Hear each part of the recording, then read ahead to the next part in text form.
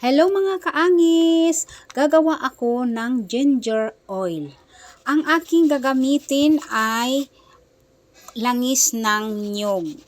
Kasi hindi natin kaya ang olive oil na napakamahal. Itong ginger oil ay napakaigi nito panggamot. Ipapang massage natin.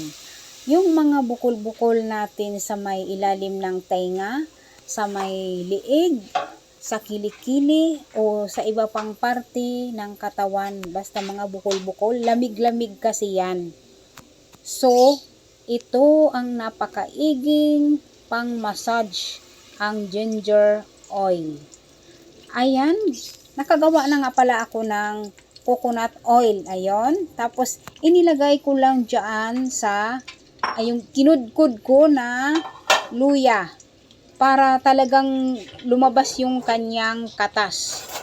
So, ganyan lang ang ginawa ko. Tapos, niluto ko siya para nagtatagal. Ayan, lutuin lang natin sa mahinang apoy. Hanggang sa lutong-luto na at wala nang parang tubig-tubig.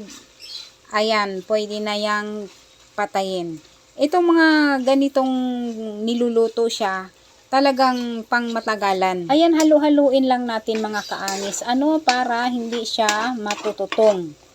Halu-haluin lang hanggang sa maluto. Pagkatapos nito ay palamigin lang natin at ilagay lang natin sa isang lagayan. Nasa inyo yan kung gusto nyo salain o isama yang luya. Maraming salamat. Like, follow, and share!